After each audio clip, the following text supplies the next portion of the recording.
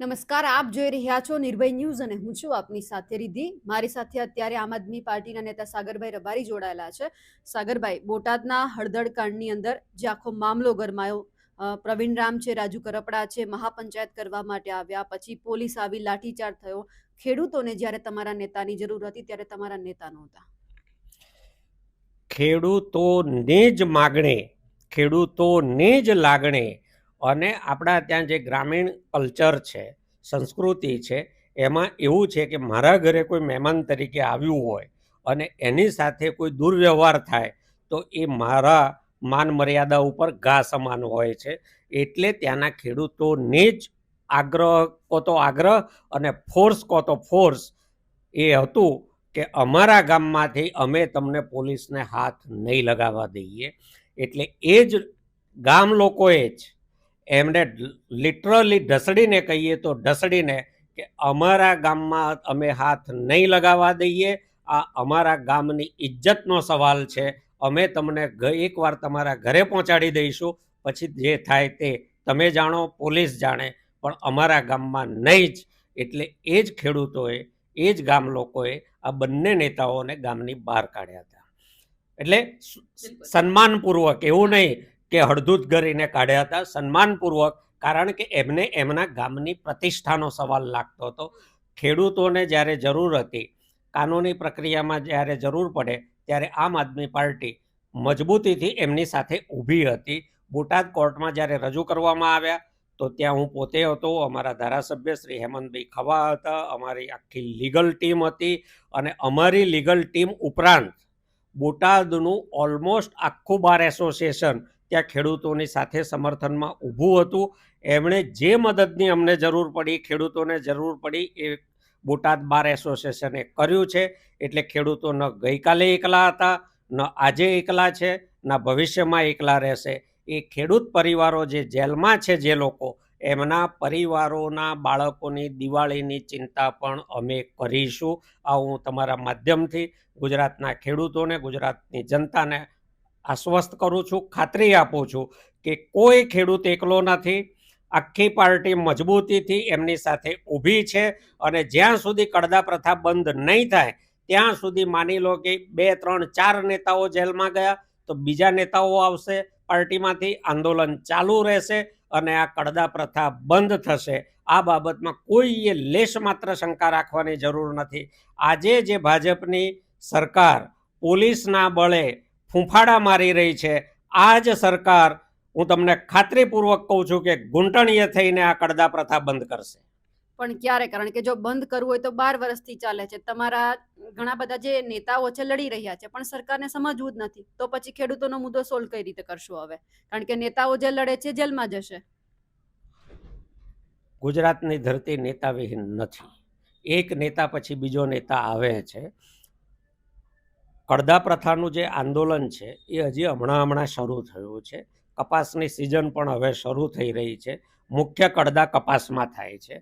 એટલે આ જ સિઝનમાં એમને કડદા બંધ કરવા પડશે અને એ અમારી ખાતરી છે કે હવે માત્ર બોટાદમાં નહીં, ક્યાંય કોઈ એપીએમસીમાં એક પણ ખેડૂતનો કડદો નહીં ચાલવા દઈએ.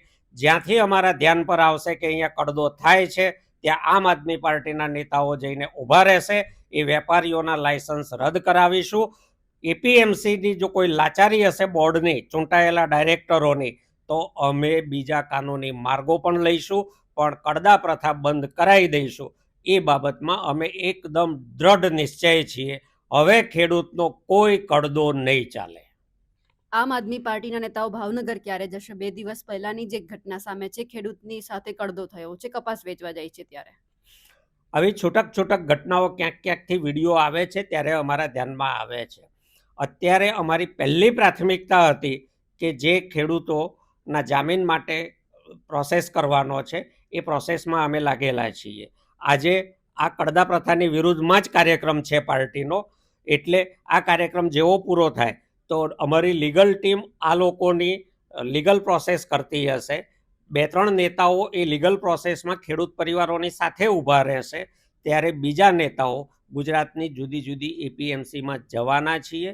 અમે અમારો કાર્યક્રમ બનાવી રહ્યા છીએ કે કોણ ક્યારે કઈ એપીએમસીની મુલાકાત લેશે. એટલે એક પણ એપીએમસી છૂટવાની નથી. આ અમારો એકદમ ક્લિયર રોડમેપ છે.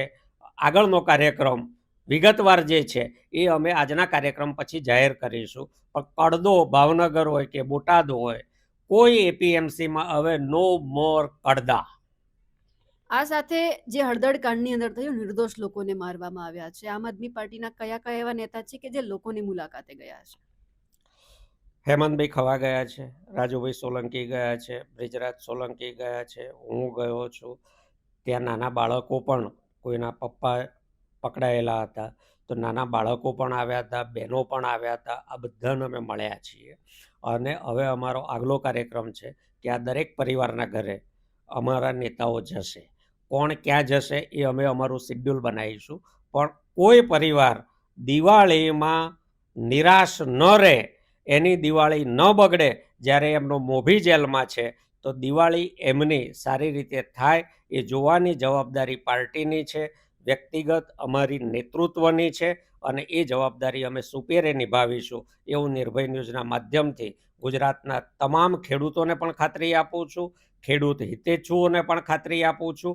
અને જ્યાં જે ખેડૂતો સક્ષમ છે એમને પણ હું વિનંતી કરું છું કે તમારા ગામમાં, તમારા અડોશ પડોશના ગામમાં ખેડૂતોના મુદ્દે લડતા કોઈ જેલમાં ગયું છે તો એમણે આઝાદીની બીજા આંદોલનમાં ભાગ લીધો છે, એ ખેડૂતોની આઝાદીના સ્વાતંત્ર્ય સેનાનીઓ છે એમ માનીને તમે એમના પરિવારની દિવાળી સુધારજો.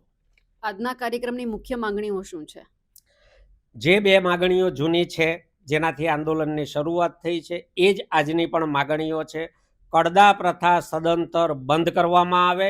જે વેપારી કડદો કરે એનું લાયસન્સ જ રદ કરવામાં આવે, જેથી કરીને બીજી વાર કડદો ન થાય.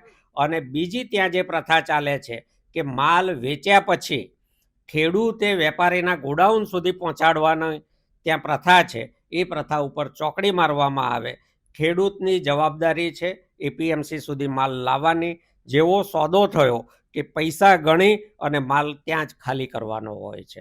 આગળની જવાબદારી ખરીદનાર વેપારીની હોય છે. એટલે ગોડાઉન સુધી પહોંચાડવાની જે પ્રથા છે એ બંધ કરે એટલે ઓટોમેટિકલી કડદા પ્રથા બંધ થઈ જશે. જાહેરમાં કડદો ન થઈ શકે, ખાનગીમાં કડદો કરવા માટે એમણે આ સિસ્ટમ ડેવલપ કરી છે. આ બે વસ્તુ બંધ કરી દે કે ખેડૂત એપીએમસીમાં માલ મૂકી અને છૂટી જશે. આગળની જવાબદારી ખરીદનારની છે. અને જે ભાવ નક્કી થયો એમાં 1 રૂપિયાની આગી પાછી કોઈ વેપારી કરશે તો એનું લાયસન્સ રદ થશે. આ બે માગણીઓ લેખિતમાં બોટાદ એપીએમસી આપી દે તો આંદોલન અહીંયા પૂરું થાય છે. પોલીસની સામે કાર્યવાહીની માંગ કરશો? કારણ કે નિર્દોષ લોકોને મારવામાં આવ્યા છે જેમનો કોઈ જ વાંક નથી. 2027ની ચૂંટણી સુધી ભાજપ એનાથી શક્ય એટલું દમન ગુજારવાનું છે અમારા ઉપર. અમે માનસિક રીતે તૈયાર છીએ. પણ આ રાજકીય લડાઈમાં સામાન્ય નાગરિકને સહન ન કરવું પડે એટલા માટે જુઓ, ખેડૂતોએ ક્યાંક કોઈ કે પ્રતિક્રિયામાં આક્રોશ દર્શાવ્યો છે, એના વિડીયો છે. એના કરતાં વધારે વિડીયો પોલીસ બેરહમીથી ઘરમાંથી કાઢીને મારે છે એના છે. મેં ડે 1થી પહેલો વિડીયો આવ્યો ત્યારે જ અમારી સોશિયલ મીડિયા ટીમને સૂચના આપેલી હતી કે આવા દરેક વિડીયોને તમે ડાઉનલોડ કરીને અલગ ફોલ્ડરમાં સેવ કરો. એકવાર આ પ્રોસેસ પૂરો થઈ જાય એટલે માનવ અધિકાર પંચમાં પણ ફરિયાદ થશે અને સામૂહિક અત્યાચાર થયો છે એટલે હાઈકોર્ટમાં જરૂર પડે પીઆઈએલ પણ થશે.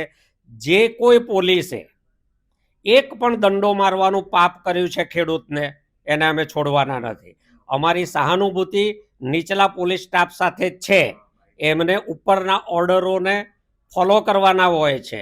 પણ એનો અર્થ હરગીજ એ નથી કે એમની નોકરી બચાવવા માટે અમે ખેડૂત પરિવારોને દંડા ખાવા દઈએ. એટલે જેણે એક દંડો મારવાનું પાપ કર્યું છે ને એવો એક પણ પોલીસ કર્મચારી ન છૂટે, સજા પામ્યા વગર ન જાય, એની કાળજી પૂરેપૂરી અમે રાખીશું. ચાહે હ્યુમન રાઇટ્સ કમિશનમાં ફરિયાદોનો દોર ચાલુ કરી દઈશું, હાઈકોર્ટમાં પીઆઈએલ કરીશું અને જરૂર પડે સુપ્રીમ કોર્ટમાં પણ જઈશું. ચાહે ખેડૂતોના જામીન માટે જવું પડે, ફરિયાદના કોસિંગ માટે જવું પડે કે પોલીસે ગુજારેલા અત્યાચારનો ન્યાય મેળવવા માટે જવું પડે. જો આજે અમે એમને છોડી દઈશું તો 27 સુધી અમારા માટે કોઈ પણ કાર્યક્રમો કરવા અઘરા પડશે. સામાન્ય લોકો પોતાના લોકશાહી અધિકારો નહીં ભોગવી શકે. એટલે ગુજરાતની જનતાના લોકશાહી અધિકારોના રક્ષણ માટે, મૂળભૂત નાગરિક અધિકારોની જાળવણી માટે અમે સંઘર્ષ કરીશું, અમે લડીશું. ગુજરાતને ભાજપની આ જોહુકમીમાંથી, વેપારીઓના કડદામાંથી અને શોષણમાંથી મુક્તિ ના અપાવીએ ત્યાં સુધી અમે જંપીને નથી બેસવાના. બિલકુલ, આપ અમારી સાથે જોડાયા, આપનો ખૂબ ખૂબ આભાર. ખૂબ ખૂબ આભાર.